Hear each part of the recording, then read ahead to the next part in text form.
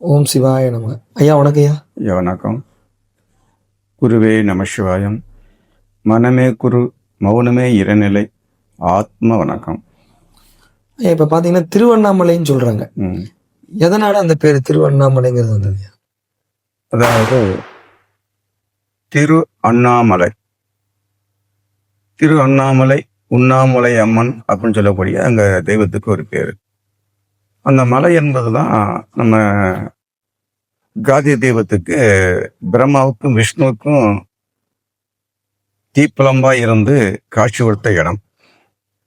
அப்ப அந்த இடத்துல என்ன அப்படின்ட்டுனா, அந்த மலைக்கு பேரு அருணகிரி மலைன்னு ஒண்ணு பேர். அருணகிரி அப்படின்னா, அருணன் அப்படின்னா சூரிய உதயம். சூரிய உதயம் என்பது அப்படியே தீப்பலம் மாதிரி அது ஜக்கஜிரின்னு இருக்கும்.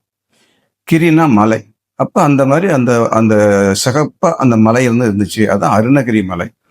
அது மக்களுக்காக குளிர்ந்து இன்னைக்கு கல்லாக பாறையாக காட்சி கொடுக்கு அப்படின்னு சொல்லி வச்சிருக்கோம். அப்ப அங்க இருக்கக்கூடிய தெய்வம் யாருன்னா சிவன். அவர் எந்த இடத்துல இருக்காருன்னா திரு அண்ணாமலையா இருக்கிறாரு. அங்க மேல உள்ள உண்ணாமலை அம்மன் இருக்குது.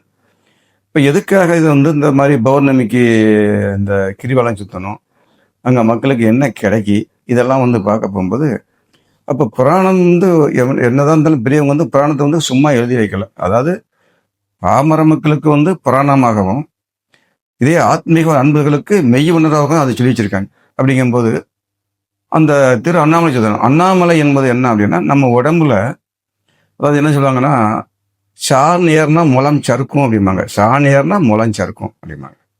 எந்த அடிப்படையில் சொல்லிட்டாங்கன்னா, நம்ம அந்த ஒரு அட்டையில வச்சு இந்த ஏணி வச்சு பாம்பு வச்சு விளையாடுவாங்க. விளையாடும் போது அந்த தாயத்தை விளையாடும் போது அப்போ நீங்க மேலே விருப்பம் பாம்பு கடிச்சு கீழே வந்துடுவாங்க. அந்த அந்த இடத்துக்கு வந்துடுவாங்க.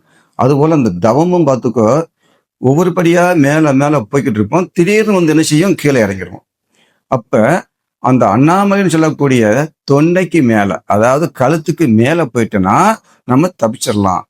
அப்ப என்ன, இந்த கழுத்துக்கு மேல இருக்கிறதா கிரி, இதான் அண்ணாமலை. இங்கதான் தெய்வம் இருக்கு. நம்ம கழுத்துக்கு மேல, நம்ம தலைப்பகுதியில். இந்த உடம்பு என்பது பிண்டம்.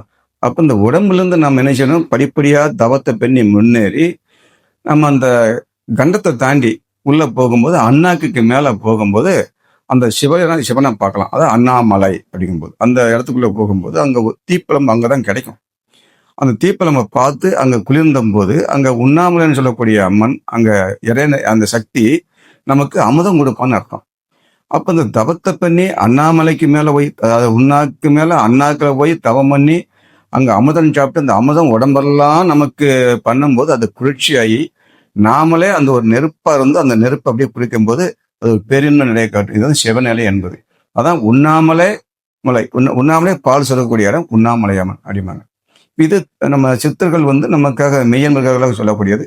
இதே பாமர மக்கள் நினைச்சாங்க, அந்த அண்ணாமலை சுத்தி அன்னைக்கு பௌர்ணமி அன்னைக்கு அந்த சுத்தி வரக்கூடிய சித்தருடைய காட்சி மேற்கொண்டு அங்க இருக்கக்கூடிய சூழ்நிலைக்கு தப்பி மலையை சுற்றி வரும்போது அந்த இயற்கையோட ஒரு இது நம்ம மேல பட்டு நமக்கு ஒரு ஆரோக்கியம் கிடைக்குங்கிறதுக்காக அன்னைக்கு ஒரு சூழ்நிலையில சுற்றி வந்தாங்க. இன்னைக்கு உள்ள நாகரிகப்படி பார்க்க போது இடங்கள் ரொம்ப நெருக்கி பல இதெல்லாம் அந்த ஒரு இயற்கைக்கு பங்கம் நிறைய இருக்கு. அப்படிங்கும்போது அதை நம்ம சொல்ல முடியாது. ஆனா அன்னைக்குள்ள காலத்துல அந்த மாதிரி இருந்துச்சு. அதனால ஒவ்வொரு மலையும் நம்ம சுத்தும் போது அந்த மலையில் உள்ள இதை சுத்தி அங்க வரும்போது அந்த ஒரு இயற்கையான ஒரு ஒரு நல்ல சுகத்தை நம்ம அடையலாம். அதுக்காக தான் அந்த திருவண்ணாமலை வச்சிருக்காங்க.